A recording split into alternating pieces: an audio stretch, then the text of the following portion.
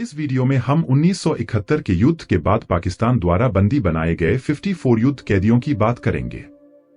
ये सपूत देश के लिए जी जान से लड़े थे और हमें भव्य विजय दिलवाई थी, लेकिन फिर भी हम उनके प्रति बेहद बेपरवाह रहे थे।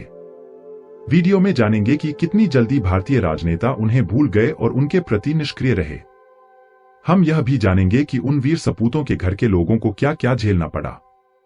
इस वीडियो को देखकर भारत सरकार की निष्क्रियता पर व्यथित होना और गुस्सा आना लाजमी है। हुआ यूं कि याह्या खान के बाद पाकिस्तान के प्राइम मिनिस्टर बने जुल्फिकार भुट्टो को उनके ही शागिर्द जियाउल हक ने सैन्य बगावत करके गद्दी से हटाकर जेल में डाल दिया था। वक्त 1978 से 1979 का था। भुट्टो को कभी न कभी फांसी होने वाली थी। बीबीसी की संवाददाता विक्टोरिया स्कोफिल्ड अपनी किताब के लिए जानकारी एकत्रित करने पाकिस्तान आती थी। स्कोफिल्ड चाहती थी कि उनकी किताब भुट्टो ट्रायल एंड एग्जीक्यूशन उसी वक्त बाजार में पहुंचे जब भुट्टो को फांसी हो चुकी हो। वैसे भी जुल्फिकार भुट्टो की बेटी बेनजीर भुट्टो स्कोफिल्ड को कॉलेज के समय से जानती थी और दोस्त थी, क्योंकि बेनजीर ब्रिटेन की ऑक्सफोर्ड यूनिवर्सिटी में स्टूडेंट यूनियन की प्रमुख थी और बाद में स्कोफिल्ड भी प्रमुख बनी थी। स्कोफिल्ड ने किताब के लिए जुल्फिकार का इंटरव्यू लिया था। बुक में लिखा था कि पाकिस्तान की कोट लखपत जेल में भुट्टो को मारा जाता था। उन्हें बर्फ के पानी से नहलाया जाता था और परेशान किया जाता था। भुट्टो रात को ठीक से नींद न ले पाए, इसलिए कई प्रयत्न किए जाते थे। खासकर 10 फीट ऊंची दीवार के उस पार के बंदियों की चीखें उन्हें रात भर सुनाई देती थी।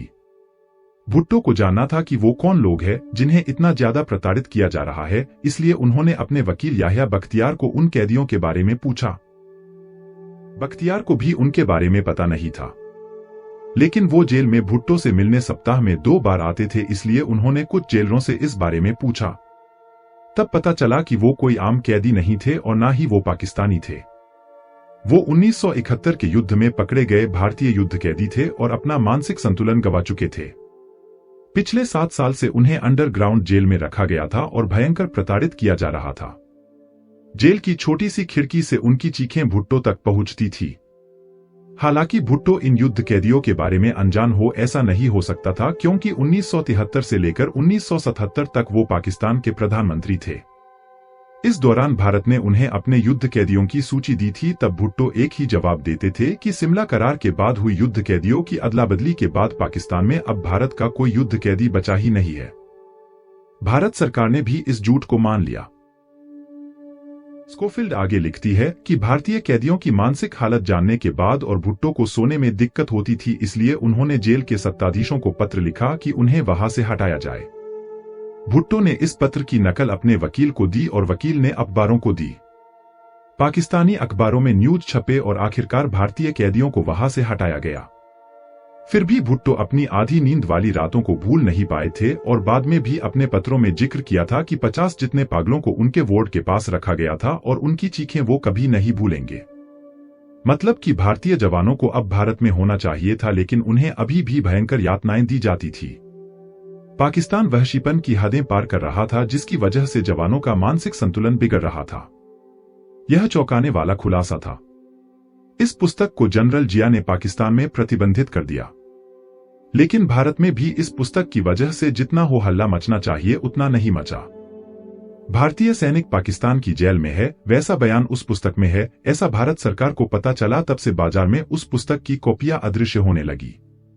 उस बुक का पहला कंसाइनमेंट खत्म होने के बाद दूसरा आया ही नहीं।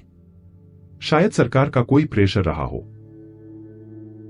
हम कितने निष्क्रिय रहे वो इससे पता चलता है कि 1979 में ये बात सामने आई। तब मोरारजी देसाई की सरकार थी और बाद में चौधरी चरण सिंह की सरकार आई और बाद में फिर से इंदिरा गांधी की सरकार बनी। लेकिन किसी भी सरकार ने पाकिस्तान से हमारे युद्ध कैदियों के बारे में जवाब नहीं मांगा। पाकिस्तान की कैद में अभी भी भारतीय सैनिक होने की बात सामान्य बिल्कुल भी नहीं थी, क्योंकि 71 के युद्ध के बाद भारत ने पाकिस्तान को सभी 93,000 सैनिक वापस सौंप दिए थे और पाकिस्तान ने भी 616 भारतीय सैनिक सौंपे थे। भारत से 19 सितंबर 1973 के दिन दुश्मन युद्ध कैदियों को लेकर पहली ट्रेन पाकिस्तान गई थी और 30 अप्रैल 1974 की सुबह को आखिरी युद्ध कैदी यानी जनरल नियाजी पाकिस्तान पहुंचे थे। यानी भारत ने अपनी जिम्मेदारी ठीक से निभाई थी, लेकिन पाकिस्तान ने ऐसा नहीं किया था। पाकिस्तान के निकम्मेपन को ध्यान में रखते हुए विजेता भारत को तभी पाकिस्तानी कैदियों को छोड़ना था जब सभी भारतीय सैनिक हमें वापस मिल जाते। लेकिन ऐसा नहीं हुआ। इंदिरा गांधी ने पहले पाकिस्तानी सैनिकों को छोड़ा। उन्होंने पहल करते हुए 1 दिसंबर 1972 को 540 पाकिस्तानी युद्ध कैदियों को छोड़ा। कोई कसर बाकी न रहे, इसलिए लेफ्टिनेंट जनरल NS नायर ने उपहार भी दिए। वैसे भी भारत सरकार ने उन 93,000 कैदियों के भरण पोषण के पीछे 33 करोड़ रुपए खर्च किए थे। पाकिस्तान ने बाद में उसी दिन 32 भारतीय अफसरों को वाघा बॉर्डर पर मुक्त किया, साथ में कुछ जवान भी थे। इनमें से वायुसेना के 10 अफसर प्लेन से दिल्ली के पालम हवाई अड्डे पर पहुंच गए और बाकी थलसेना के अफसरों और जवानों को दूसरे दिन यानी 2 दिसंबर को अमृतसर से दिल्ली कैंटोनमेंट रेलवे स्टेशन पहुंचना था। वहां उनके परिजन आतुरता से उनके आने की राह देख रहे थे। उनकी खुशी का कोई ठिकाना नहीं था। वो युद्ध में भारत के विजय से तो उत्साहित थे ही, और अब अपने चहीते भाई, बेटे या पति को मिलने वाले थे। इस भीड़ में दमयंती तांबे नाम की एक महिला भी थी, जो अब बेचैन हो रही थी। वो एयरफोर्स के फ्लाइट लेफ्टिनेंट विजय तांबे की पत्नी और भूतपूर्व नेशनल बैडमिंटन चैंपियन थी। पिछले दिन एयरफोर्स के जो 10 अफसर अमृतसर से दिल्ली आए थे, उनमें उनके पति नहीं थे। विजय तांबे क्यों नहीं आए, ये चिंताजनक बात थी। इसलिए पिछले दिन अपने पति का इंतजार करने के बाद आज वो दिल्ली कैंटोनमेंट रेलवे स्टेशन पर अपने पति के आने की राह देख रही थी। दमयंती तांबे जैसी ही मनोदशा प्लेटफार्म पर इधर उधर देख रहे GS गिल की थी। उनके चंडीगढ़ में रहने वाले भाई विंग कमांडर HS गिल का भी अभी तक आगमन नहीं हुआ था। 1971 के युद्ध में पकड़े गए सभी युद्ध कैदियों में उनका रैंक सबसे ऊंचा था। इसी स्टेशन पर फरीदाबाद के डॉक्टर राम स्वरूप सूरी भी अपने पुत्र मेजर अशोक सूरी को लेने पहुंचे थे। उन्होंने 5वीं असम रेजिमेंट में ड्यूटी कर रहे अपने बेटे का मुंह 1 साल से नहीं देखा था। दिल्ली कैंटोनमेंट रेलवे स्टेशन पर आई पहली ट्रेन ने दमयंती तांबे, GS गिल और डॉक्टर राम स्वरूप सूरी को निराश किया। पूछने पर लश्करी सत्ताधीशों ने कहा कि पहली ट्रेन से सूबेदार और लांस नायक जैसी कक्षा के जवान आए थे और अब दूसरी ट्रेन में अफसर आने वाले हैं। कुछ घंटों बाद उस ट्रेन का भी आगमन हुआ, लेकिन कहीं भी कोई अफसर नहीं दिखे। फिर से सांत्वना दी गई कि इस ट्रेन में भी जवान ही आए हैं, अब तीसरी ट्रेन में अफसर आएंगे। लेकिन यह तीसरी ट्रेन कभी नहीं आई। शर्म की बात है कि पाक लश्कर ने भारतीय युद्ध कैदियों के 3 लिस्ट तैयार किए थे। उनमें से 2 लिस्ट भारत को भेज दिए गए थे और तीसरा लिस्ट भेजना बाकी था। यह तीसरा लिस्ट प्राप्त हो इससे पहले ही शिमला करार पर दस्तखत हो चुके थे। भारत सरकार की यह बड़ी गलती थी। इंदिरा गांधी ने भुट्टो को समझने में गलती कर दी थी। पाकिस्तान ने युद्ध कैदियों का तीसरा लिस्ट नहीं दिया। थलसेना के लेफ्टिनेंट जनरल PS भगत ने संरक्षण मंत्रालय को हमारे सभी युद्ध कैदियों को वापस प्राप्त करने के बाद ही पाकिस्तानी युद्ध कैदियों को छोड़ने को कहा, लेकिन उनकी बात का कुछ असर नहीं हुआ। लेकिन इस गुस्ताखी की सजा लेफ्टिनेंट जनरल PS भगत को जरूर मिली। उन्होंने इंदिरा गांधी का विरोध किया था, इसलिए इस नायब सेनापति को सीनियोरिटी के हिसाब से सेनापति का पद न मिले, इसलिए तत्कालीन सेनापति जनरल बेवूर का कार्यकाल 15 दिन बढ़ाया गया, जिस वजह से लेफ्टिनेंट जनरल PS भगत की रिटायरमेंट की डेट भी आ जाए और वो सेनापति भी न बन पाए। इंदिरा गांधी इससे शायद ये संदेश देना चाहती थी कि कुछ भी हो, भले ही देशहित का मामला ही क्यों न हो, लेकिन सरकार के गलत निर्णय का विरोध मत करो। दरअसल इस वक्त सेनापति जनरल मानेकशॉ को इंदिरा गांधी को पाकिस्तान से सचेत करने की जरूरत थी, और शायद उन्होंने किया भी हो, लेकिन कुछ होता हुआ नहीं दिखा। सरकार शिमला करार के बाद अमन के माहौल को शायद बिगाड़ना नहीं चाहती थी। शायद वापस नहीं लौटने वाले जवानों की ही गलती थी कि वो देश के लिए जी जान से लड़े थे। युद्ध में आमने सामने की लड़ाई में यहाँ कुछ बातें जानना जरूरी है। लड़ते वक्त कुछ सैनिक शहीद हो जाते हैं, तब आखिरी वक्त में जो साथी नजदीक होते हैं वो कमांडर की मदद से कमांड सेंटर को खबर देते हैं। घायल सैनिकों को बचा लिया जाता है और उनकी भी गिनती होती है। कुछ को दुश्मन सेना पकड़कर युद्ध कैदी बना लेती है, लेकिन उनको जब दुश्मन सेना द्वारा गिरफ्तार किया जा रहा होता है तब उनके साथियों को युद्ध के अंधाधुंध माहौल में गिरफ्तारी का पता कई बार नहीं चलता और पकड़े गए जवानों की संख्या की सही जानकारी भी नहीं मिल पाती है। फिर भी अगर ध्यान में आए तो उनके नाम कमांड सेंटर को भेज दिए जाते हैं। आखिर में लिस्ट में कुछ ऐसे सैनिकों के नाम बाकी रह जाते हैं जिनके बारे में जानकारी नहीं होती कि उन्होंने युद्ध में जान गंवाई है या वो युद्ध कैदी बने या फिर वो घायल हुए हैं। ऐसे लापता सैनिकों को मिसिंग इन एक्शन की श्रेणी में शामिल किया जाता है। देखा जाए तो उनकी संख्या ज्यादा होती है। 1971 के युद्ध में ऐसे लापता अफसर और सैनिकों की संख्या ज्यादा थी क्योंकि पाक लश्कर ने गिरफ्तारी करके उनकी हत्या कर दी थी। छाम्ब जैसे क्षेत्र में पाकिस्तान ने भारतीय जवानों के शव भी वापस नहीं सौंपे थे।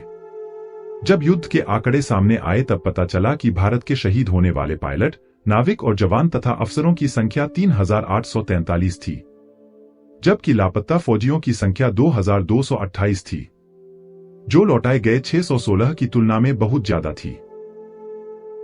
आमतौर पर विजेता देश को युद्ध विराम के बाद कैदियों की अदला बदली से पहले ये जान लेना होता है कि देश के सैनिक का दुखद अंजाम हुआ है या उसका सुखद अस्तित्व है।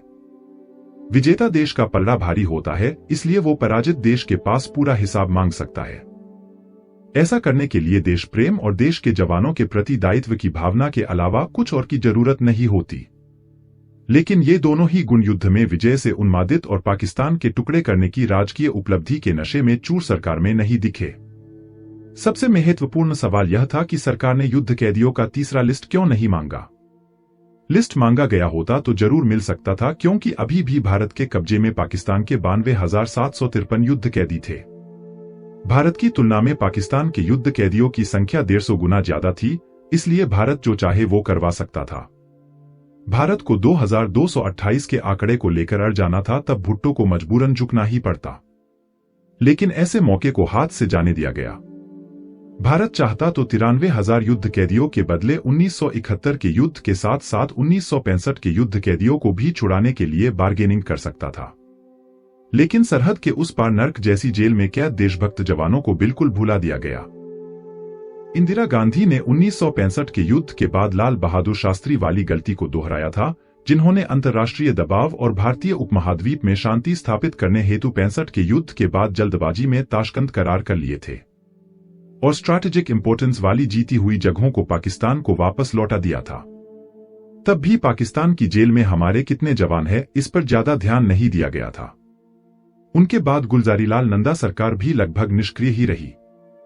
देखा जाए तो 1971 के युद्ध में जल, थल और वायु सेना की जितनी तारीफ की जाए उतनी कम थी। इस युद्ध में से मानेकशॉ की बेहतरीन और आक्रामक रणनीति, गुप्तचर संस्था रॉ की भूमिका और श्रीमती इंदिरा गांधी की त्वरित और शातिर कूटनीति भी तारीफे काबिल थी। युद्ध के बाद सांसदों ने उन्हें दुर्गा कहा था और जनसंघ के अटल बिहारी वाजपेयी ने तो उन्हें देश की एकमात्र नेता कहकर प्रशंसा भी की थी। लेकिन युद्ध के बाद यही इंदिरा गांधी इन भारतीय जवानों के लिए निष्क्रिय दिखीं। अगर विक्टोरिया स्कोफिल्ड अपनी बुक में 40 जवानों का जिक्र नहीं करती तो हम जान ही नहीं पाते कि पाकिस्तान में इतनी संख्या में हमारे जवान कैद है। 1979 में लोकसभा में एक लिस्ट जारी की गई जिसमें करीब 40 मिसिंग सोल्जर के नाम थे और उन्हें जिस जेल में रखा गया था उन जेलों के नाम भी थे। बाद में इस सूची में 14 और नाम जुड़ गए थे और टोटल सोल्जर की संख्या 54 हो गई थी, जिसे आप इस इमेज में देख सकते हो। दिल्ली के द स्टेट्समैन अखबार ने उन 40 युद्ध कैदियों के नाम भी छापे और उनके परिवारजनों से मुलाकात भी की। तब पाक जेल में बंद एक फ्लाइंग ऑफिसर के पिता ने कहा था कि पाकिस्तान की जेल तोड़कर भागे हुए या सजा खत्म होने पर पाकिस्तान से छूटे स्मगलर मुझे अपने बेटे के बारे में खबर देते थे। वो स्मगलर चेहरे का जो वर्णन करते थे वो मेरे बेटे से हूबहू मिलता था। लेकिन अब सरकार को उनके पुत्र की जरूरत नहीं रही, किसी को मेरी पीड़ा में इंटरेस्ट नहीं है। यानी कि सरकार ने जब जब कहा कि सभी युद्ध कैदी वापस आ गए हैं और जो नहीं आए हैं उनकी मृत्यु हो गई है, तब तब उनके परिजनों को उन युद्ध कैदियों के जिंदा होने के सबूत मिल रहे थे। पाकिस्तान ने उन युद्ध कैदियों को अंडरग्राउंड जेल में रखा था, जहां का माहौल नर्क जैसा था। इस अंडरग्राउंड जेल में कम सजा पाया हुआ स्थानिक कैदी बाहर निकलकर भारत के युद्ध कैदियों के बारे में चर्चा करता फिरे। इस डर से पाकिस्तान सरकार ने भारतीय कैदियों को अलग कोठरी में बंद किया था। फिर भी कभी किसी खतरनाक स्मगलर को उनके साथ रखा जाता था। लेकिन उन स्मगलर की जान पहचान ज्यादा होती है, इसलिए वो सलाखों के पीछे ज्यादा समय नहीं रहते। किसी की मदद से वो जेल से बाहर आ ही जाते हैं और सरहद पार करके भारत लौट आते हैं। भारत आने के बाद वो सीमा सुरक्षा दल को उन युद्ध कैदियों के नाम और हुलिया बताते हैं और कभी कभी उन कैदियों के भेजे संदेश भी लाते हैं। आइए आज हम ऐसे ही कुछ जवान या अफसरों की परेशान करने वाली कहानी जानेंगे जो लौट कर घर आ सकते थे फिर भी नहीं आ पाए। Number 1, wing commander HS. Gill. Smuggler तो ठीक कुछ साल पहले एम.एल. भास्कर नाम के भारतीय जासूस ने थलसेना को जानकारी दी थी, वो काफी महत्वपूर्ण है। ML भास्कर को पाकिस्तान ने जासूसी के आरोप में जेल में डाल रखा था। इस बारे में दिल्ली सरकार को पता था, इसलिए पाकिस्तान ने भास्कर को अपने एक जासूस के बदले में भारत को सौंपा था। छूट कर आए ML भास्कर ने चौंकाने वाली जानकारी दी कि wing commander HS Gill Pakistan की जेल में बंद है और रात दिन आजादी के लिए तरस रहे हैं। भास्कर को इस बारे में जानकारी मेजर अयाज अहमद सिपरा और कर्नल आसिफ शफी नाम के 2 पाकिस्तानी अफसरों ने दी थी। उन अफसरों को भुट्टो के खिलाफ षड्यंत्र करने के आरोप में अटक जेल में बंद किया गया था। ML भास्कर को लोग मैं पाकिस्तान में भारत का जासूस था नाम के पुस्तक से भी जानते हैं। उन्होंने वही HS गिल के बारे में बताया था जिनके भाई दिल्ली रेलवे स्टेशन पर बेसब्री से इंतजार कर रहे थे। विंग कमांडर HS गिल अपने साथियों के बीच हाई स्पीड गिल के नाम से जाने जाते थे, क्योंकि उन्हें प्लेन को टॉप स्पीड पर उड़ाने का बहुत शौक था। 1971 के युद्ध में विंग कमांडर HS गिल दुश्मन के ठिकानों पर हमले के लिए गए थे, जहां कई सफल हमले के बाद उनके प्लेन को मार गिराया गया था और पाकिस्तान ने उनको मृत घोषित किया था। आज उस बात को सालों बीत चुके हैं। उनके परिजन आज भी उनकी वापसी चाह रहे हैं, लेकिन शायद वो उन्हें जिंदा नहीं मिलने वाले हैं। 1971 में जब युद्ध का आगाज हुआ था, तब उनकी 10 साल की बेटी ने अपने पिता को रणभूमि में जाने के लिए विदाई दी थी। तब उसे पता नहीं था कि वो अपने पिता को आखिरी बार देख रही है। उस बेटी ने प्रतिज्ञा ली थी कि जब तक उसके पिता वापस नहीं आते तब तक वो शादी नहीं करेंगी। बेटी ने अभी तक उस प्रतिज्ञा का पालन भी किया है। पाकिस्तानी सैन्य ने विंग कमांडर गिल को जेल में नहीं डाला होता और वही शूट कर दिया होता तो वक्त के साथ उस बात को भुला दिया जाता, लेकिन पाकिस्तान ने उन्हें आजाद न करके गिल के परिवार के लोगों के घर में हमेशा के लिए उदासी और बेचैनी का माहौल दिया। विंग कमांडर गिल जिंदा है या उनकी मौत हो गई है, वो उनके परिजन कभी जानने वाले नहीं है, क्योंकि पाकिस्तान के जेल रजिस्टर में विंग कमांडर गिल नाम के भारतीय अफसर का अस्तित्व ही नहीं है। देखा जाए तो भारत के लिए भी उनका अस्तित्व कहाँ है। 54 देशभक्त भले ही दुश्मन मुल्क में यातना सह रहे हो, हमें इसकी क्या परवाह है। Number 2, major Ashok Suri. Delhi railway station पर आए राम स्वरूप सूरी के बेटे मेजर अशोक सूरी के साथ भी कुछ ऐसा ही हुआ। अशोक सूरी नाम के इस अफसर को 5 दिसंबर 1971 को पाकिस्तान ने पकड़ लिया था। एक महीने बाद यानी 6 और 7 जनवरी की रात को लाहौर रेडियो स्टेशन के एक प्रोग्राम में इनका नाम लिया गया था और वो जिंदा थे। सिमला करार के बाद भी अगस्त महीने में फिर रेडियो पर उनको युद्ध कैदी बताया गया था। पाकिस्तान ने खुद इस बात का स्वीकार किया था, इसलिए भारत उनको छुड़ाने के लिए सख्त रवैया अपना सकता था। पाकिस्तान उन्हें लौटाने का मना करता तो भारत टेढ़ी उंगली से भी घी निकाल सकता था, क्योंकि हमारे पास पाकिस्तान के 93,000 कैदी थे। लेकिन जीत के नशे में मस्त और राजकीय खेल में व्यस्त भारत सरकार ने पाकिस्तान पर दबाव नहीं डाला। मेजर अशोक सूरी को लापता बताकर भुला दिया गया। कुछ समय बाद उनके पिता राम स्वरूप सूरी को पाक की जेल से छूटे एक कैदी के हाथ से मेजर अशोक सूरी की लिखावट वाला पत्र मिला। वो अपने बेटे की लिखावट को पहचान गए। तारीख 7 दिसंबर 1974 थी, यानी कि मेजर अशोक सूरी 3 साल से पाक जेल में थे। लिखावट से सरकारी बाबुओं ने कंफर्म किया कि वो मेजर अशोक सूरी का ही लिखा हुआ पत्र था। इसके बाद भी कई बार राम स्वरूप सूरी को अपने बेटे के जिंदा होने के सबूत मिले। इस खत को देखिए। अगस्त 1975 में राम स्वरूप सूरी को अपने बेटे का लिखा यह एक और खत मिला, जिस पर तारीख लिखी थी 14, 15 और 16 जून 1975। इस खत में अशोक सूरी ने वहां 20 अफसरों के होने की बात की थी और उनकी आजादी के लिए भारतीय सेना और सरकार से बात करने के लिए कहा था। 1988 में मुख्तियार सिंह नाम के कैदी ने भी जानकारी दी थी कि मेजर अशोक सूरी कोट लखपत जेल में अत्याचार सह रहे हैं। आखिर में इंदिरा गांधी, नरसिंह राव और अटल बिहारी वाजपेयी इन तीनों प्रधानमंत्री को प्रत्यक्ष मिलकर अनुरोध करते करते निराश राम स्वरूप सूरी का बेटे को देखे बिना ही निधन हुआ। देश के लिए इससे ज्यादा दुर्भाग्यपूर्ण क्या हो सकता है। Number 3, flight lieutenant Harvinder Singh. Flight lieutenant Harvinder Singh के साथ भी ऐसा ही हुआ। वो 4 दिसंबर 1971 के दिन हलवाड़ा के रनवे से सुखोई 7 हवाई जहाज को उड़ाकर पाकिस्तान गए थे। इस युद्ध में ये उनकी पहली उड़ान थी, लेकिन ये उनकी आखिरी उड़ान साबित हुई। उनके प्लेन को गिराया गया और जान बचाने के लिए हरविंदर सिंह पैराशूट से कूद पड़े। उनके जिंदा होने का सबूत यह था कि दूसरे दिन सुबह 8:30 बजे पाकिस्तानी रेडियो ने उनकी हिरासत के समाचार प्रसारित किए। वहां उनका नाम भी लिया गया। भारत ने उस समाचार को टेप रिकॉर्ड भी कर लिए। फ्लाइट लेफ्टिनेंट हरविंदर सिंह के पिता स्क्वाड्रन लीडर गुरुबख्श सिंह भी खुद एक फाइटर पायलट थे। उन्होंने अपने बेटे को भी एयरफोर्स में भर्ती करवाया था। कुछ दिन बाद उन्हें एयरफोर्स हेडक्वार्टर से पत्र मिला कि उनका बेटा पाकिस्तान में युद्ध कैदी है और बेटे के साथ पत्र व्यवहार के लिए एड्रेस भी भेजा गया। स्क्वाड्रन लीडर गुरुबख्श सिंह ने उस पते पर कई खत लिखे, लेकिन एक भी खत का जवाब नहीं मिला। शिमला करार के बाद जब 616 भारतीय युद्ध कैदियों की अदला बदली की गई, तब इस चिंतातुर पिता ने उन 616 युद्ध कैदियों में अपने बेटे की तलाश की। चारों ओर हर्ष और उल्लास का माहौल था। युद्ध कैदियों का स्वागत किया जा रहा था, लेकिन हरविंदर सिंह कहीं नहीं थे। बेचैन पिता ने एयरफोर्स हेडक्वार्टर से लिखित में पूछा कि मेरा पुत्र कहाँ है। तब कुछ दिन बाद वायुसेना ने संदेश भेजा कि आपका पुत्र शहीद हुआ है, इसलिए वायुसेना आपको मिलने वाले पेंशन, मुआवजा वगैरह का इंतजाम करना चाहती है। इसलिए कुछ फॉर्म्स को भरकर हेडक्वार्टर को भेज दें। यह पढ़कर गुरबख्श सिंह की हालत सिर पर वज्रपात हुआ हो ऐसी हुई।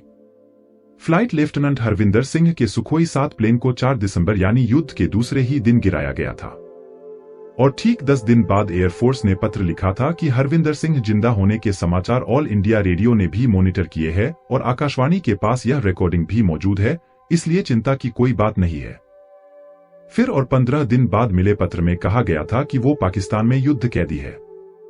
इस तरह दो बार अपने पुत्र के जिंदा होने की खबर मिलने के बाद अचानक उसे मृत घोषित किया गया। तब गुरुबख्श सिंह टूट गए। बेटे के साथ क्या हुआ है वो नहीं जानते थे, और ऐसी अनिश्चितता के साथ जीना उनके लिए बहुत ही मुश्किल था। फिर भी उन्होंने हेडक्वार्टर से बार बार पूछताछ की, तब जवाब मिला कि इंटरनेशनल रेड क्रॉस के डेलीगेशन ने पाकिस्तान की मुलाकात की थी। तब पाकिस्तानी एयरफोर्स ने डेलीगेशन के लोगों को हरविंदर सिंह की हेलमेट दिखाई थी और कहा था कि हरविंदर सिंह गिरते ही मर गए थे, और बताया कि यह हेलमेट ही उनकी बची हुई निशानी है। रेड क्रॉस के डेलीगेशन ने यह भी देखा कि हेलमेट पर हरविंदर सिंह के नाम का स्पेलिंग गलत था, इसलिए पैराशूट न खुलने की वजह से जब वो मारे गए तब उनको पहचानने में देरी हुई थी। पाकिस्तान ने कहा था कि हरविंदर सिंह का सुखोई 7 बहुत नीचे उड़ रहा था, इसलिए पैराशूट खुलने के लिए वक्त ही नहीं बचा था। इस वजह से प्लेन के गिरते ही उन्होंने अपनी जान गंवाई थी।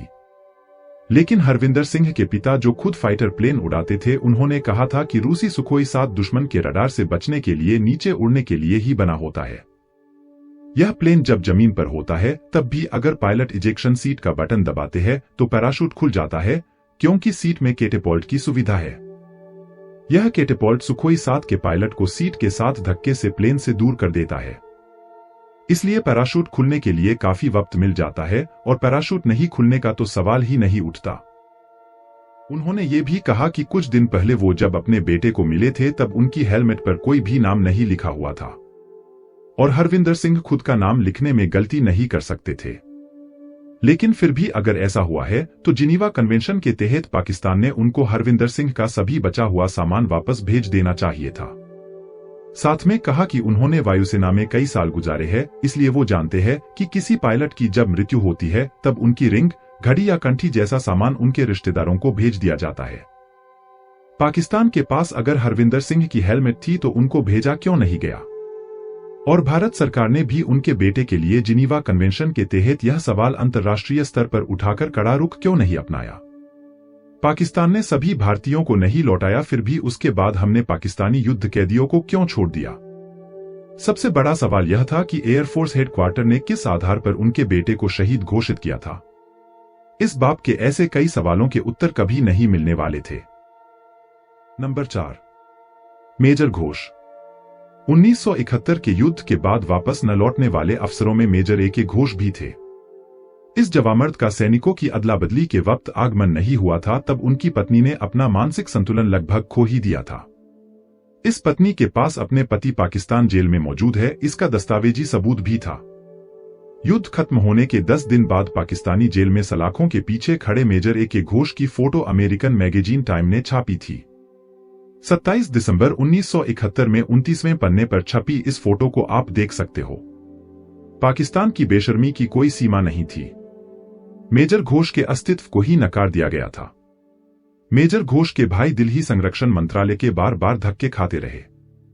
मंत्रालय के अफसरों को जब टाइम मैगजीन वाली फोटो दिखाई गई तब जवाब मिला कि सिर्फ एक फोटो ही मेजर ए.के. घोष के जिंदा या युद्ध कैदी होने का सबूत नहीं हो सकती। बेशर्मी की हद पार करते इस जवाब के आगे मेजर घोष के परिजन लाचार थे। भावनाविहीन सरकार से अब और उम्मीद करना व्यर्थ था। इतने साल बीत जाने के बाद भी मेजर घोष के परिवार में मायूसी का माहौल है और इसके लिए जितना पाकिस्तान जिम्मेदार है उतनी ही इंदिरा गांधी सरकार भी है।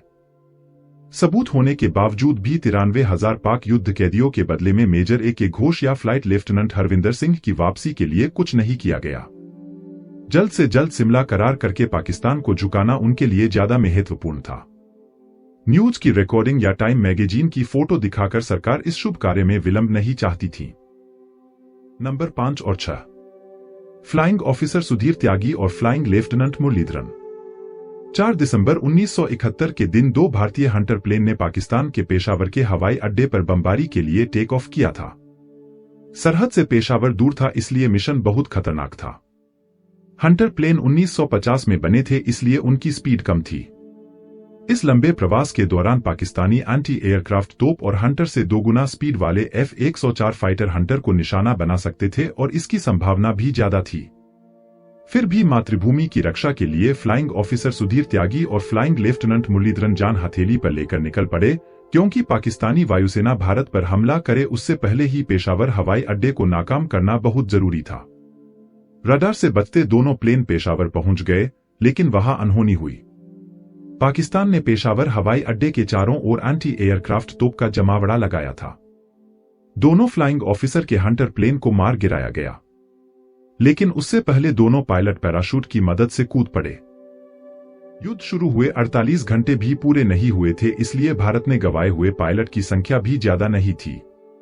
भारतीय वायुसेना ने 5 पायलट को लापता घोषित किया था। दूसरी ओर पाकिस्तान सरकार ने भी 5 पायलट को जिंदा पकड़ने की घोषणा की थी। इससे यह बात तो पक्की हो गई थी कि पहले लापता हुए 3 और अब सुधीर त्यागी और मुरलीधरन दोनों को मिलाकर टोटल 5 पायलट जिंदा है और पाकिस्तान के कब्जे में है। लेकिन जब युद्ध कैदियों की अदला बदली हुई तब इनमें से कोई भी नहीं लौटा। पाकिस्तान ने बाद में लंबी पूछताछ के जवाब में कहा था कि हंटर के दोनों पायलट में से एक का शव वहीं दफनाया गया था, क्योंकि शव के चिंथरे उड़ गए थे और दूसरे पायलट को कहीं देखा ही नहीं गया था। वो तो ठीक, लेकिन दूसरे पायलट के हंटर प्लेन का मलबा भी नहीं मिलने का पाकिस्तान ने दावा किया, जबकि इतने बड़े प्लेन का मलबा ही न मिले वो पॉसिबल नहीं था। 4 दिसंबर को पकड़े गए 5 पायलट में सुधीर त्यागी और मुरलीधरन शामिल नहीं थे, तो 5 के आंकड़े में बचे 2 पायलट कौन थे? जाहिर है पाकिस्तान ने झूठ बोला था। Number 7, captain Giriraj Singh. यह बहादुर अफसर 5वीं रेजिमेंट से थे और कश्मीर के छाम्ब मोर्चे से लड़ रहे थे। पाकिस्तान ने छाम्ब का कुछ हिस्सा जीत लिया था। 5 दिसंबर को पाक लश्कर ने उनको गिरफ्तार कर युद्ध कैदी बनाया था। 4 दिन बाद प्रचार अभियान के तहत कराची रेडियो से उनकी रिकॉर्डेड आवाज प्रसारित की गई। उस मैसेज में गिरिराज सिंह ने अपनी मां रेशमी देवी और पिता मान सिंह को खुद के सुरक्षित होने की खबर दी। युद्ध की शुरुआत में पाकिस्तान ऐसे ब्रॉडकास्ट से अपने लश्कर की सफलता का ढिंढोरा पीटना चाहता था, लेकिन ऐसा करके उसने भारत को कैप्टन गिरिराज सिंह के जिंदा होने का सबूत भी दे दिया था। लेकिन फिर भी 1 दिसंबर 1972 के दिन 616 युद्ध कैदियों में उनको शामिल नहीं किया गया। 2 साल बाद 1974 में पाकिस्तान की अटक जेल से सजा खत्म होने पर मोहनलाल भास्कर नाम के जासूस को मुक्त किया गया। मोहनलाल भास्कर ने भारत आकर बताया कि कैप्टन गिरिराज सिंह अटक की जेल में है। युद्ध के 17 साल बाद यानी 1988 में रिहा हुए मुख्तियार सिंह नाम के कैदी ने भी बताया था कि गिरिराज सिंह कैद में है। भारत जिन्हें भुला चुका था, उस गिरिराज सिंह को कोट लखपत जेल में रखा गया था। नंबर 8, फ्लाइट लेफ्टिनेंट मनोहर पुरोहित। फ्लाइट लेफ्टिनेंट मनोहर पुरोहित आगरा एयरबेस पर तैनात थे। 9 दिसंबर 1971 को वो आगरा से अपने केनबरा बॉम्बर के साथ पाकिस्तान पर हवाई आक्रमण के लिए गए थे, जहां उनके प्लेन को गिराया गया था। एयरफोर्स ने उन्हें मिसिंग इन एक्शन घोषित किया था। पहले तो मान लिया गया था कि वो वीरगति को प्राप्त हुए हैं, लेकिन कुछ महीनों बाद यानी 1972 के अगस्त महीने की 8, 9 और 10 तारीख को लगातार 3 दिन तक पाकिस्तान ने उनके रिकॉर्डेड ऑडियो मैसेज का प्रसारण किया। लेकिन जब युद्ध कैदियों का हस्तांतरण हुआ तब मनोहर पुरोहित नहीं लौटे, जबकि पाकिस्तान खुद उन्हें रेडियो पर जिंदा घोषित कर चुका था। देश के लिए लड़ने वाले योद्धा के परिवार को क्या भुगतना पड़ रहा था, उसका उदाहरण देखिए। मनोहर पुरोहित जब लापता हुए तब उनके बेटे विपुल पुरोहित की उम्र सिर्फ 4 महीने थी। पिता की याद भी उनके दिमाग में नहीं थी। विपुल पुरोहित अपने पिता की आजादी के लिए हमेशा प्रयत्नशील रहे, लेकिन उनके सभी प्रयत्न व्यर्थ निकले। सालों बाद जुलाई 2001 में भारत और पाकिस्तान के बीच 2 दिवसीय सम्मेलन हुआ। तत्कालीन प्रधानमंत्री अटल बिहारी वाजपेयी और जनरल परवेज मुशर्रफ के साथ हुई इस शिखर मंत्रणा का आयोजन आगरा में किया गया था। इसी आगरा से कुछ साल पहले फ्लाइट लेफ्टिनेंट मनोहर पुरोहित ने आखिरी उड़ान भरी थी। आगरा में मुशर्रफ के सामने जवानों की मुक्ति के लिए प्रदर्शन किए गए और 10 प्रदर्शनकारियों को पुलिस ने गिरफ्तार कर दिया। शर्मनाक बात यह थी कि पकड़े गए उन 10 प्रदर्शनकारियों में मनोहर पुरोहित के बेटे विपुल पुरोहित भी थे। Number 9, captain Kalyan Singh Rathore. गुजरात के साबरकांठा डिस्ट्रिक्ट के चांदरनी गांव में रह रहे कल्याण सिंह का जन्म ही शायद दुखी जीवन जीने के लिए हुआ था। वो सिर्फ 2 साल के ही थे तब उनकी माता का निधन हुआ था। सौतेली मां थी, लेकिन मां की कमी पूरी नहीं हुई। बड़े होकर कल्याण सिंह ने फौज को चुना। अपनी निष्ठा और शिस्त की वजह से वो 5वीं असम बटालियन में कैप्टन बने। युद्ध के वक्त छाम सरहद पर उनको युद्ध कैदी बना लिया गया और ये सब उनके साथी जवान और अफसरों के सामने हुआ था। कैप्टन कल्याण सिंह इसके बाद अपनी मातृभूमि को दोबारा नहीं देख पाए। 24 मार्च 1988 को यानी युद्ध के 17 साल बाद नाथाराम अनंतराम नाम के कैदी ने पाकिस्तान की जेल से बाहर आकर बताया कि कैप्टन कल्याण सिंह पाकिस्तान की जेल में मौत से भी बदतर हाल में जी रहे हैं। नाथाराम ने यह भी बताया कि उन्होंने कैप्टन कल्याण सिंह को 1983 में रावलपिंडी के इंटेरोगेशन सेंटर में देखा था। जाहिर है कि इंटेरोगेशन के दौरान कैप्टन को असहनीय मानसिक और शारीरिक कष्ट का सामना करना पड़ा था। कैप्टन गिरिराज सिंह को देखने का दावा करने वाले मुख्तियार सिंह नाम के कैदी ने भी 1988 में कोट लखपत जेल में कल्याण सिंह को देखा था। नंबर 10, विजय तांबे। वीडियो की शुरुआत में हमने दमयंती तांबे की बात की थी। वो अपने पति को रिसीव करने रेलवे स्टेशन पर पहुंची थी, लेकिन उनके पति नहीं लौटे थे। Damayanti 3 time national badminton champion थी। बाद में उन्होंने विजय तांबे से शादी कर ली थी। शादी के 18 महीने ही हुए थे कि 1971 के युद्ध की शुरुआत हो गई। 4 दिसंबर 1971 के दिन विजय तांबे के प्लेन को पाकिस्तान ने मार गिराया था। दूसरे दिन पाकिस्तान ऑब्जर्वर नाम के अखबार में फ्लाइट लेफ्टिनेंट तांबे को हिरासत में लेने की न्यूज छपी थी। इसे आप यहां इमेज में देख सकते हैं। इस न्यूज में गिराए गए भारतीय प्लेन की संख्या बढ़ा चढ़ाकर बताई गई थी, लेकिन फ्लाइट लेफ्टिनेंट विजय तांबे का नाम साफ साफ लिखा गया था। पाकिस्तान के इस न्यूज पेपर ने खुद कबूला था कि पाकिस्तान ने 5 भारतीय पायलट को जिंदा पकड़ा था। बाद में पाकिस्तानी रेडियो ने विजय तांबे की हिरासत के न्यूज प्रसारित किए, जिसे आकाशवाणी ने रिकॉर्ड कर लिए थे। पाकिस्तान की रेडियो सेवा सरकारी थी, इसलिए इसे खुद सरकार का कबूलनामा ही कह सकते हैं। लेकिन फिर भी युद्ध कैदियों की वापसी के वक्त दमयंती तांबे को अपने पति नहीं मिले। दिल्ली के एयरफोर्स हेडक्वार्टर पर दमयंती ने कई बार सिर पटके, लेकिन उन्हें एक ही जवाब मिला कि आप अपने पति को मरा हुआ मान सकती हैं। दमयंती तांबे को पेंशन और मुआवजे का ऑफर भी हुआ, लेकिन वो इसका स्वीकार करती तो अपने पति के जिंदा होने पर भी विधवा कहलाती और सिर पर बिंदी करने का हक भी खो देती। उनके पति जिंदा है, वैसा संकेत उन्हें 7 साल बाद भी मिला। बात 1978 की थी। विजय तांबे के भाई जामनगर में अफसर थे। यहां उनकी मुलाकात टीए यूसुफ नाम के एक बांग्लादेशी नौका अफसर से हुई। यह नौका अफसर 1971 के युद्ध से पहले पाकिस्तान में ट्रेनिंग ले रहे थे, लेकिन जब युद्ध में भारत के खिलाफ लड़ने को कहा गया तब उन्होंने हिम्मत के साथ मना कर दिया। इस गुस्ताखी की सजा के तौर पे उन्हें ल्यालपुर की जेल में बंद कर दिया गया और कई सालों बाद उन्हें छोड़ा गया था। अधूरी ट्रेनिंग पूरी करने के लिए भारत सरकार के उपक्रम से उनका जामनगर आना हुआ था और तब विजय तांबे के अफसर भाई के साथ मुलाकात हुई। इस बांग्लादेशी अफसर के लिए तांबे नाम परिचित था, इसलिए उन्होंने विजय तांबे के भाई को बताया कि आपके जैसे एक और तांबे को मैं पाकिस्तान में मिल चुका हूं। पाकिस्तान की ल्यालपुर जेल में सालों पहले वो फ्लाइट लेफ्टिनेंट तांबे को मिल चुके थे। उनकी और विजय तांबे की कोठरी के बीच एक ऊंची दीवार थी। एक बार जब उन्होंने दीवार पर चढ़कर देखा था तो एक सज्जन दीवार पर अपना नाम लिख रहे थे और वो नाम था विजय तांबे। यह बात दमयंती तांबे को पता चली तो वो तुरंत जामनगर पहुंच गईं। उस बांग्लादेशी अफसर ने फ्लाइट लेफ्टिनेंट तांबे का हूबहू विवरण किया, यहां तक कि विजय तांबे की ठुड्डी पर जख्म का निशान है वो भी बताया। वो इस बात को भूल नहीं सकते थे क्योंकि उनके चेहरे पर भी बिल्कुल वैसा ही दाग था और इस बारे में दोनों ने चर्चा भी की थी। दमयंती पर मानो आसमान टूट पड़ा हो। यह बात वो 1978 में सुन रही थी, यानी 7 साल से उनके पति पाकिस्तान की ल्यालपुर जेल में आजादी के लिए तड़प रहे थे। उनको भारत लाने के सभी प्रयास व्यर्थ होने वाले थे। जामनगर में हुए अनुभव के बाद उन्होंने भारत सरकार को पत्र में लिखा था कि मैं अभी कैसी मानसिक हालत में जी रही हूं, इसे समझने की कोशिश कीजिए और मेरे पति की आजादी के लिए कुछ ठोस कदम उठाइए। लेकिन कुछ नहीं हुआ। होता भी कैसे? सरकार के पास इससे ज्यादा महत्वपूर्ण काम होते हैं। वोट बैंक बचाएं रखनी होती है, बेटा भाई चाचा वगैरह को सेट करना होता है और ना जाने क्या क्या। 34 अफसर के साथ कुल मिलाकर 54 युद्ध कैदी सालों बाद भी ल्यालपुर, मुल्तान, कोट लखपत, मियांवाली और बहावलपुर की जेलों में मुक्ति के लिए जूझ रहे हो। इससे राजनेता और उनकी राजनीति का क्या लेना देना? उन सरफरोशों की यही गलती थी कि उनके लिए देश से बढ़कर कुछ भी नहीं था। इस इमेज में आप नेशनल वॉर मेमोरियल दिल्ली में अंकित विजय तांबे का नाम देख सकते हो। नंबर 11, हवलदार धर्मपाल सिंह। कुछ लोग ऐसे भी थे जिनका उन मिसिंग 54 के लिस्ट में नाम नहीं था। ऐसा ही एक नाम हवलदार धर्मपाल सिंह है, जो बठिंडा के रहने वाले थे। उनको 1971 के युद्ध में पकड़ा गया था, लेकिन उन्हें शहीद घोषित किया गया था। सतीश कुमार नाम के कैदी जो पाक जेल से 1986 में छूटे थे, उन्होंने लिखित एफिडेविट में धर्मपाल सिंह के बारे में जानकारी दी। वो उन्हें पाकिस्तान की जेल में मिले थे। वो दोनों 2 साल तक एक ही जेल में थे।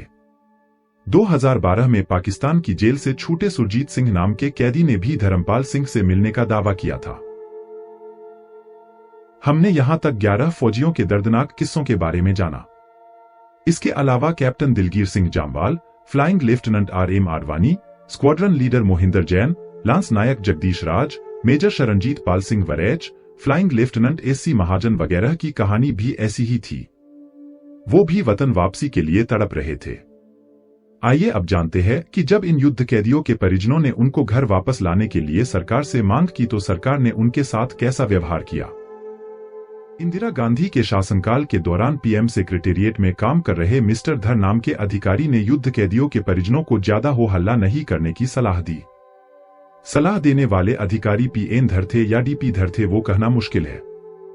मिस्टर धर ने कहा कि ज्यादा हंगामा करने से पाकिस्तान उन युद्ध कैदियों को मार डालेगा, जबकि असल में इंदिरा गांधी अपनी सरकार की बदनामी को रोकने के लिए परोक्ष रूप से उन परिजनों को चुप करा रही थीं, ऐसा माना जा सकता है।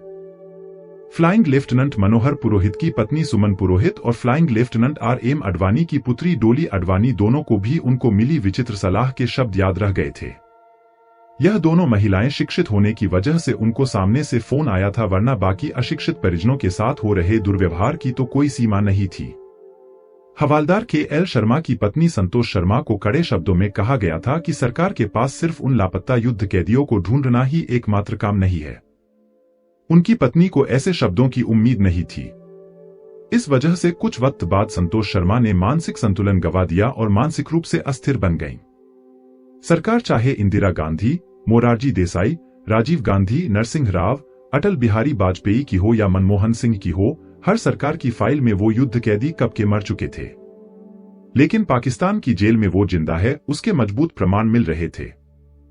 प्रमाण नंबर 1, दिसंबर 2005 में जंग नाम के पाकिस्तानी अखबार के तंत्री जावेद राशिद भारत आए थे। तब वो युद्ध कैदी अस्सा सिंह की पत्नी निर्मल कौर को मिले थे और उनकी व्यथा जानकर उन्हें दुख हुआ था। बाद में उन्होंने इस बात का समर्थन किया था कि कुछ भारतीय युद्ध कैदी अभी भी पाकिस्तान की कोहाट और बन्नू की जेल में मौजूद है। पाकिस्तान वापस जाने के बाद उन्होंने निर्मल कौर की दुखभरी दास्तान को अपने अखबार में भी छापा और कहा कि दोनों देश आपस में इसका समाधान करें। स्पष्ट था कि जाने माने अखबार के तंत्री होने के नाते उनको भारतीय युद्ध कैदियों के बारे में जानकारी थी। प्रमाण नंबर 2, दिसंबर 1988 में इस्लामाबाद में आयोजित सार्क सम्मेलन में पाक PM बेनजीर भुट्टो को भारतीय पत्रकारों ने 43 युद्ध कैदियों के बारे में पूछा। तब बेनजीर भुट्टो ने कहा था कि 41 युद्ध कैदी हिरासत में है और उनको मुक्त कराने के लिए पाकिस्तान सरकार प्रयत्नशील थी। तब इस्लामाबाद में भारत का प्रतिनिधित्व तत्कालीन PM राजीव गांधी ने किया था। बेनजीर भुट्टो ने युद्ध कैदियों के बारे में खुलेआम स्वीकार किया था। फिर भी राजीव सरकार निष्क्रिय ही रही और 41 लोगों को अपने वतन लौटाने में असफल रही। इंदिरा गांधी द्वारा 1972 में की गई गलती को वो सुधार सकते थे, लेकिन उन्होंने भी यही गलती दोहराई। शायद उनके लिए भी यह कार्य इतना महत्वपूर्ण नहीं था। बेनजीर भुट्टो के बाद मुशर्रफ सत्ता में आए और तब उन्होंने बेनजीर भुट्टो की 41 युद्ध कैदियों वाली बात को खारिज कर दिया। प्रमाण नंबर 3। जनवरी 1989 में भारत की अंडर 19 क्रिकेट टीम पाकिस्तान के दौरे पर थी। बीसीसीआई के अधिकारी जयंत जतार भी टीम के साथ वहां गए थे। गुजरावाला में उनकी मुलाकात टिक्का खान से हुई। बुचर ऑफ बांग्लादेश नाम से कुख्यात टिक्का खान तब पाकिस्तान के पंजाब प्रांत के गवर्नर थे। जयंत जतार लापता विजय तांबे के रिश्तेदार थे। विजय तांबे उनके भतीजे थे। जयंत जतार ने टिक्का खान से बातचीत के दौरान अपने भतीजे के बारे में पूछा और उनसे मिलने की इच्छा जाहिर की। आश्चर्यजनक रूप से टिक्का खान ने विजय तांबे से जयंत जतार की मुलाकात का प्रबंध किया। जयंत जतार ने टिक्का खान को बताया था कि उन्हें राजनीति में कोई रुचि नहीं है, वो तो सिर्फ इतना जानना चाहते थे कि उनका भतीजा जिंदा है कि नहीं, और बताया कि विजय तांबे की 92 साल की दादी मां की भी यही इच्छा है। आखिर में जनरल टिक्का खान इस बात के लिए राजी हो गए थे। दूसरे दिन सुबह 7:30 बजे फैसलाबाद यानी तत्कालीन ल्यालपुर की चिनाब क्लब से लश्कर के यूनिफॉर्म वाले 2 लोगों के साथ उन्हें काले दरवाजे वाली गाड़ी में बिठाया गया। 1.5 घंटे बाद वो पीले कलर वाली जेल में पहुंचे। सलाखों वाली खिड़की से उन्होंने अंदर देखा। अंदर एक व्यक्ति अपनी पीठ खिड़की की ओर करके बैठे थे। जयंत जतार ने उनका ध्यान अपनी ओर खींचने के लिए गला साफ किया। उस आदमी ने मुड़कर पीछे देखा। वो विजय तांबे ही थे। मुलाकात हो गई, लेकिन नजदीक से गले मिलने की अनुमति नहीं थी। जयंत जतार ने कुछ दूरी से विजय तांबे को देखा था। उनका चेहरा खास बदला नहीं था, बस हल्की सी दाढ़ी बढ़ी हुई थी और सिर के बाल बढ़ गए थे। भारत आने पर जयंत जतार ने फ्लाइट लेफ्टिनेंट विजय तांबे को देखने की बात दमयंती तांबे को बताई। विजय तांबे की पत्नी और मां उनका मुंह देखने के लिए तड़प रही थी, लेकिन उन्हें यह मौका नहीं मिला। उनकी मां का बेटे को देखे बिना ही निधन हुआ। दिसंबर 1972 से बाद की हर सरकार इस मुद्दे को लेकर मानो जानबूझकर अनजान और अंधी बनी रही। 50 साल में संसद में बहुत कम बार ही इन युद्ध कैदियों के बारे में सवाल पूछे गए, लेकिन सरकार ने तब भी बेपरवाहों की तरह जवाब दिए। उदाहरण के तौर पर संसद में एकनाथ ठाकुर ने इस बारे में सवाल किया था तो तत्कालीन विदेश मंत्री प्रणब मुखर्जी ने जवाब दिया था कि भारत के 54 युद्ध कैदी के परिवारजनों को स्वयं जांच पड़ताल के लिए जेलों की मुलाकात लेने की छूट मिले, ऐसी भारत की मांग को पाकिस्तान ने मान लिया था। यानी कि पाकिस्तान की जेल में जाकर उन युद्ध कैदियों को ढूंढने की जिम्मेदारी भी अब उनके परिजनों की थी। ऐसा जवाब देकर प्रणब मुखर्जी ने सारी जिम्मेदारी उन युद्ध कैदियों के परिजनों पर ही डाल दी थी, जबकि ये जिम्मेदारी सरकार की थी। कहते हैं कि डूबते को तिनके का सहारा। उम्मीद की किरण लिए 14 परिजन पाकिस्तान पहुंचे और जून 2007 में कुल मिलाकर 10 जेलों की मुलाकात भी ली। पाकिस्तान में 77 सरकारी और 300 प्राइवेट जेल थी, इसलिए पाकिस्तान ने किस जगह युद्ध कैदियों को छुपाया है वो जानना लगभग नामुमकिन था। यह भी हो सकता था कि मुलाकात के वक्त उनको हटाया गया हो, और वैसा हुआ भी था। इन 14 रिश्तेदारों को कुछ हासिल नहीं हुआ। 2007 की जेल विजिट के बाद दमयंती तांबे बताती हैं कि लाहौर की कोट लखपत जेल को छोड़कर उन्हें किसी भी जेल के कैदी को नहीं दिखाया गया। कराची, रावलपिंडी, सुक्कुर, फैसलाबाद और दूसरे शहरों के जेलरों ने सिर्फ कैदियों के रिकॉर्ड ही दिखाए जो उर्दू में थे। यह एक बेहद खराब योजना और समय बर्बाद करने वाली ट्रिप थी। उन्हें निराश होकर वापस लौटना पड़ा। 2 महीने बाद 14 अगस्त 2007 के दिन पाकिस्तानी स्वतंत्रता दिवस के मौके पर पाकिस्तान ने भारत के 133 बिन फौजी कैदियों को रिहा किया। तब एक बात सामने आई। उन 54 युद्ध कैदियों के रिश्तेदार वापस लौटे 133 लोगों को मिलने के लिए वाघा बॉर्डर पर आए थे। उन 133 में से तरशेम सिंह नाम के एक कैदी ने जानकारी दी कि हमारे उन युद्ध कैदियों को पाकिस्तान ने अंडरग्राउंड कोठरी में रखा था। वहां उनके ऊपर भयंकर जुल्म किया जाता था। किसी को उस कोठरी में प्रवेश नहीं दिया जाता था। यानी जब भारतीय परिजन वहां गए थे तब उन्हें धोखे में रखा गया था। विंग कमांडर मनोहर पुरोहित की पत्नी सुमन पुरोहित ने भी जेल की विजिट की थी। उन्होंने याद करते हुए कहा, मुझे स्पष्ट रूप से याद है कि कोट लखपत जेल में पाकिस्तानियों ने कुछ भारतीय कैदियों को इकट्ठा किया था। उनके साथ बातचीत करते समय वे इतने भयभीत लग रहे थे कि हमारे सवालों का जवाब देते समय भी वे डरे हुए थे। सुमन ने ऐसे भारतीयों की मौजूदगी की भी पुष्टि की थी जो अपना मानसिक संतुलन गंवा चुके थे। विंग कमांडर पुरोहित के बेटे विपुल पुरोहित कहते हैं कि हम अपने उन युद्धबंदी रिश्तेदारों को लेकर दशकों से विदेश मंत्रालय के संपर्क में है और मैं आपको अपने अनुभव से बता सकता हूं कि विदेश मंत्रालय के लोग रीढ़हीन और उदासीन लोगों का एक समूह है। ऐसा नहीं है कि सरकार ने कुछ नहीं किया, लेकिन जितना किया उतना काफी नहीं था। 1983 में तत्कालीन विदेश मंत्री नरसिम्हा राव ने भी एक समझौते के बाद लापता लोगों के परिवार के 6 सदस्यों को पाकिस्तान भेजा था ताकि उन्हें सभी भारतीय कैदियों को दिखाया जाए। इनमें दमयंती तांबे भी थी। 6 परिजन पाकिस्तान गए, लेकिन रास्ते में ही भारत पाक संबंध के बीच में कड़वाहट आ गई, क्योंकि इंदिरा गांधी ने फ्रंटियर गांधी यानी अब्दुल गफ्फार खान के साथ किए गए व्यवहार पर बयान दिया था। इसके अलावा भारत को पाकिस्तानियों को भी पटियाला जेल में 23 कैदी दिखाने थे, लेकिन उनमें से केवल 3 ही दिखाए गए। इन वजहों से जब भारतीय परिजन मुल्तान जेल पहुंचे तो उन्हें केवल वे कैदी दिखाए गए जिन्हें पहले ही स्वदेश वापसी के लिए मंजूरी दे दी गई थी, जबकि उनको सभी सुरक्षा कैदी दिखाने थे। दमयंती तांबे ने कहा था कि जब कैदियों को दिखाया जा रहा था तब जंजीरों से बंधे कुछ लोगों ने कहा था कि आपके लोग दीवारों के पीछे है। कल्पना कीजिए कि परिवार के सदस्यों पर क्या गुजरी होगी। वे इतने करीब आए थे और उन्हें निराश होकर लौटना पड़ा था। पाकिस्तान तो ठीक, भारत को भी उनकी परवाह नहीं थी। संरक्षण मंत्री ए के एंटनी ने 5 दिसंबर 2007 के दिन संसद में बताया कि रणभूमि में मिसिंग इन एक्शन सैनिक का 7 साल तक कुछ पता न लगे तो उन्हें सरकार मृत मानकर पेंशन दे दे। लेकिन क्या संरक्षण मंत्री को यह पता नहीं होना चाहिए कि युद्ध कैदियों के जिंदा होने के सबूत मिल रहे हो फिर भी मरा हुआ मानने की जरूरत क्या थी? किसी को यह ख्याल आ सकता है कि पाकिस्तान का कब्जा मजबूत होगा और पाकिस्तान अड़ जाता तो भारत कुछ नहीं कर सकता, तो यह मानना सही नहीं है।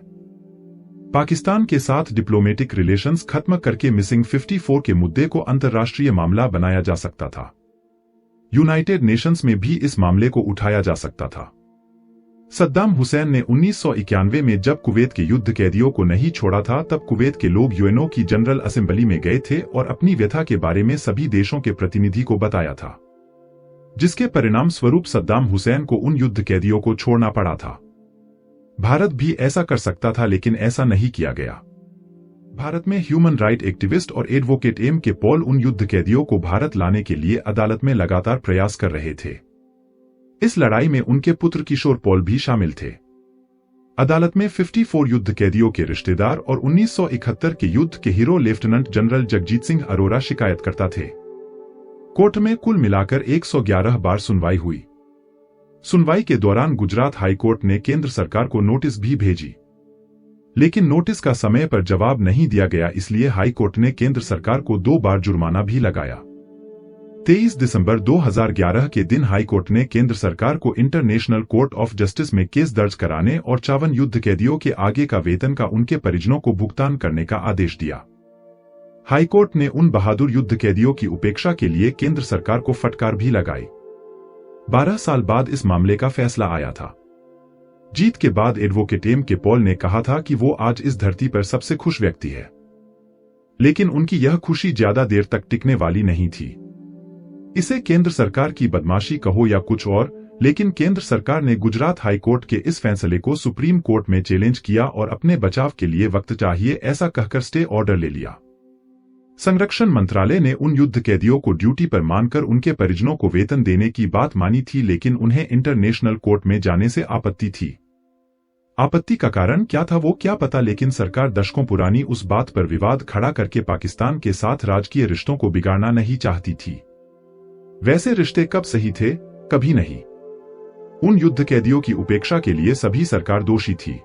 सरासर झूठ बोलने वाले पाकिस्तानी राजनेताओं का सालों बाद हृदय परिवर्तन होता और वो सच्चाई का स्वीकार कर लेते तो अंतर्राष्ट्रीय स्तर पर उनकी बेइज्जती होती और निंदा भी की जाती, क्योंकि जिनीवा कन्वेंशन के मुताबिक युद्ध कैदियों को अनिश्चित समय तक कैद में नहीं रखा जा सकता था। सिमला समझौते के बाद हुई कैदियों की अदला बदली के बाद तो बिल्कुल भी नहीं। इसलिए सालों बाद अगर पाकिस्तान हमारे जवानों को वापस लौटाने के लिए राजी होता तो पाकिस्तान ने जिनीवा कन्वेंशन का उल्लंघन किया है, वो बात पूरी दुनिया जान जाती।